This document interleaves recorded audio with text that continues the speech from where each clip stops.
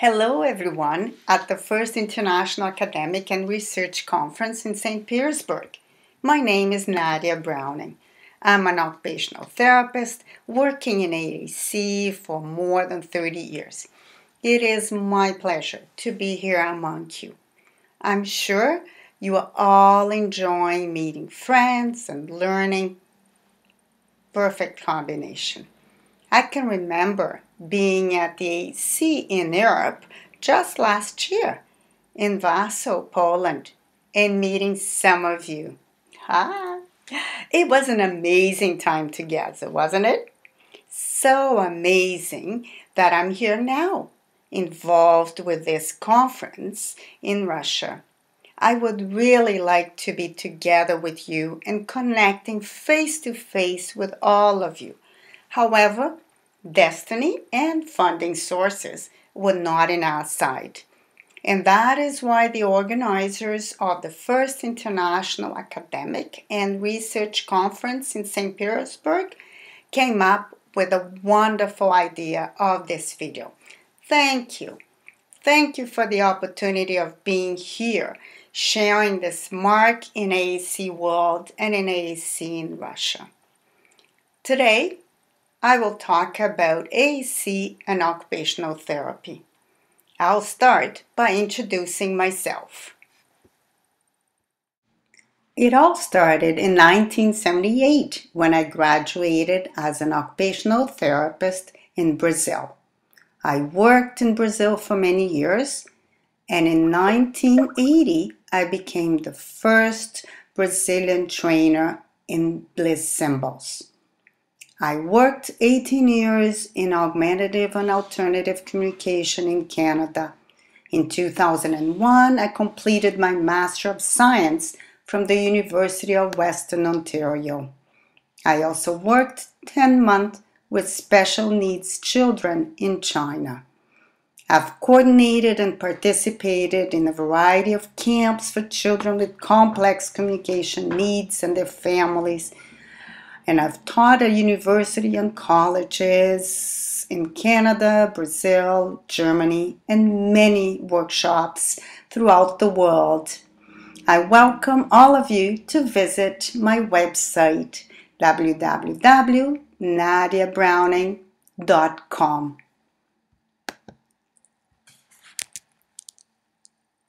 I'm currently an independent consultant and trainer in the area of augmentative and alternative communication, as well as assistive technology, and a guest lecturer at the Catholic University of Applied Science in Freiburg, Germany. Well, let's get going. Our topic today is AAC and occupational therapy. Let's start with the focus being on the individuals with complex communication needs.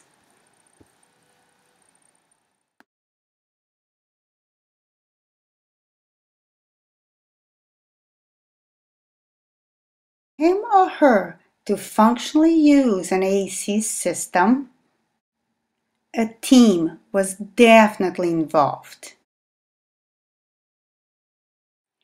As you all know, members of this team can vary from family and 2 to 15 or more different professionals.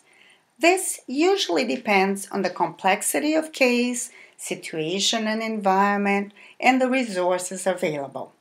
Important is collaboration between team players in reaching the client's goal. Sharing experiences, collaborating and working together towards improving the quality of life of individuals we serve. The OT is an active member of the team who is looking at functional activities, meaningful occupations, and quality of life. According to the World Federation of Occupational Therapy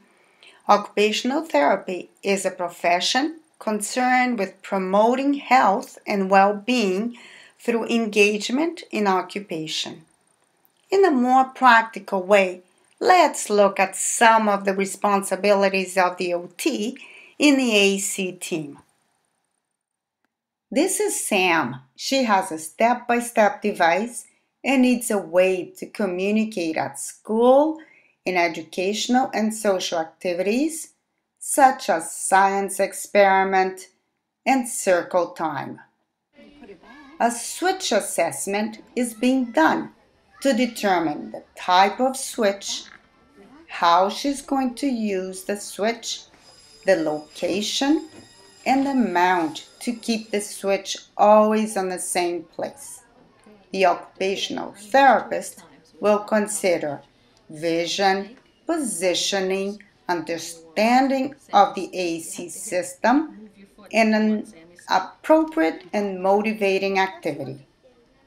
Yes, we did start with her hands, tried different switches on her elbows, and now we're exploring controlled movement of her feet. Can you tell me who is holding the switch? Yes, an occupational therapist. Now let's meet John.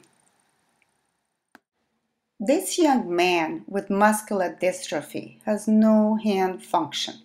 John needs to do his homework to keep up with his classmates and wants to interact with friends in Facebook.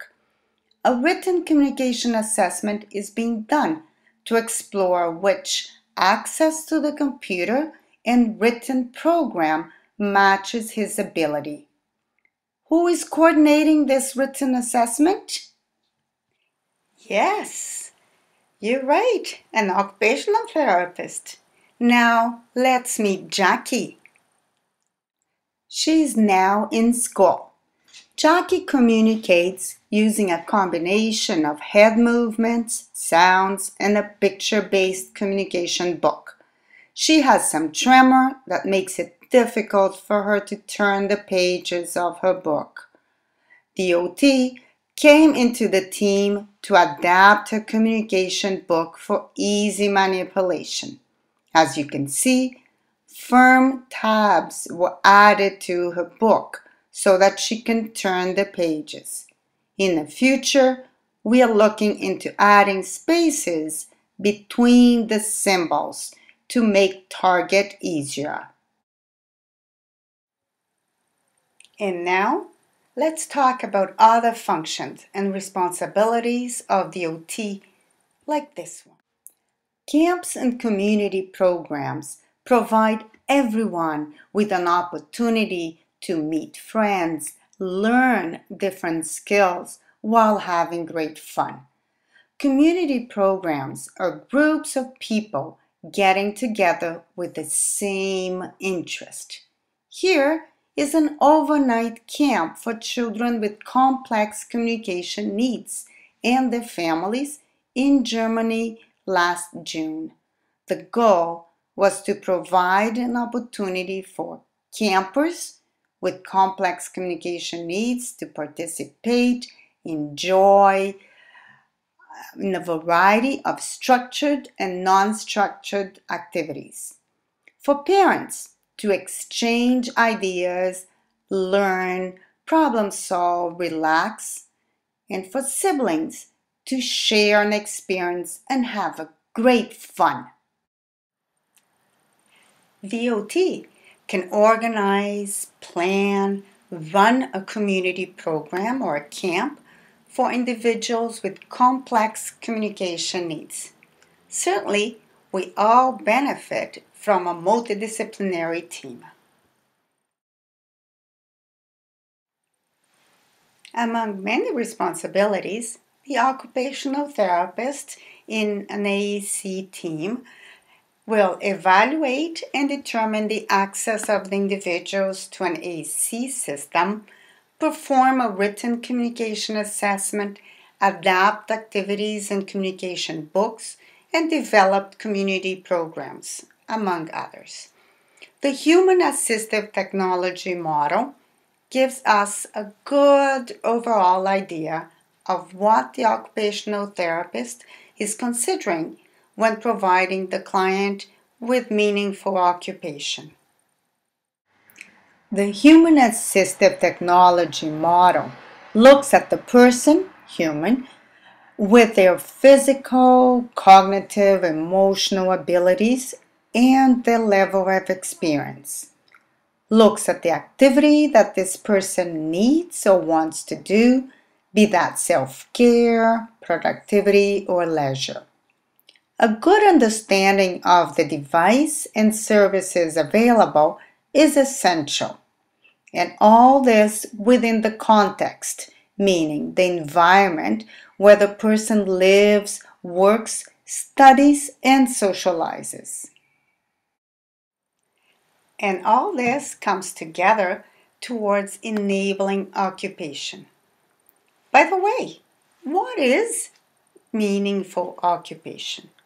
Well, for John, the noser was contacting family and friends. That was very important.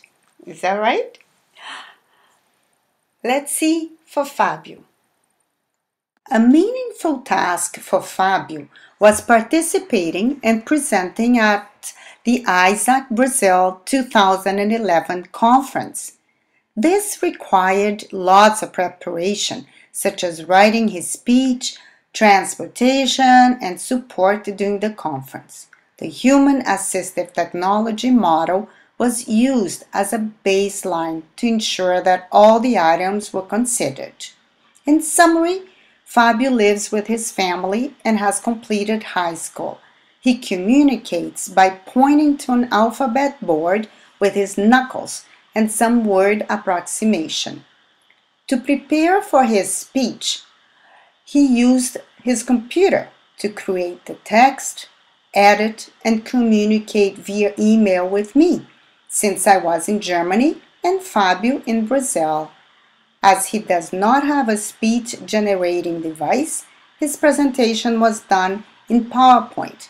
Needless to say, it was a success. This is Devon. Play is meaningful and satisfying for him. He was being assessed on an eye gaze system at home. Devon has good understanding and no concerns with vision or hearing, and knows what he wants. The goal was to come up with a communication system for him. Although his hands function was limited, his eye pointing was fantastic, as you will see in the next video.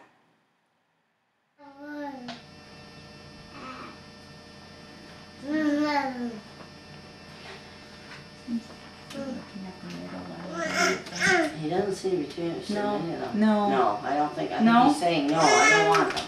You don't want any of these things? Hey Devin, do you want other choices? Hey, do you want other pictures to look at? Oh. Yeah. Toys? Okay, You have something in mind. There are many challenges with children who use eye gaze as a mode of communication. The secret is to follow the child's eyes, not have the child follow us. Expect that the child wants to tell us something. We follow the child and identify what they're looking at.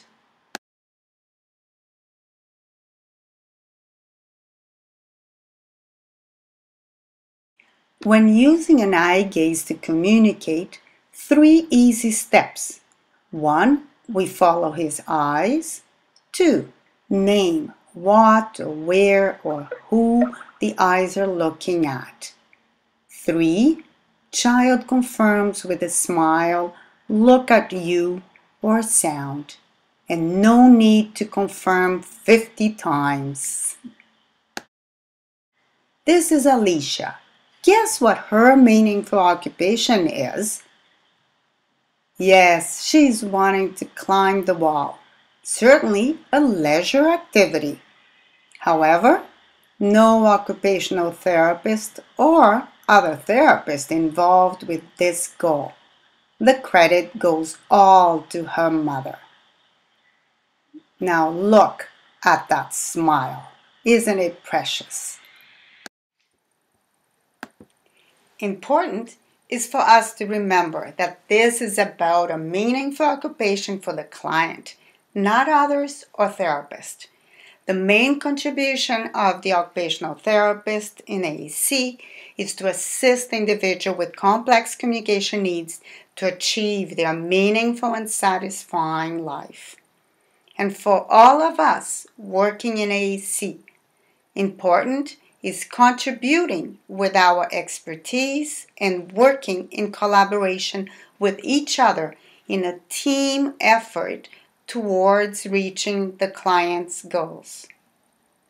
I will end this presentation with a quote from a friend who I also met at the European ISAC 2011, Daryl Silwood. A message to reflect and guide us in our work in AAC.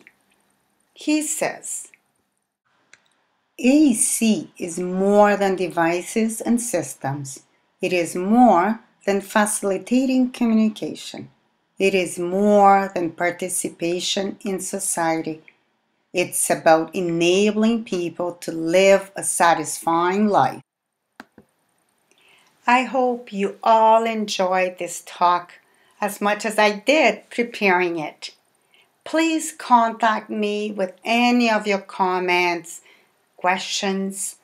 My email is nadiabrowning@gmail.com.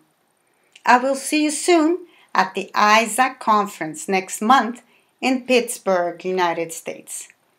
Thank you again for this opportunity to be here and to be included in this conference. Thank you, dearly thank you. And enjoy this conference. Bye. See you soon.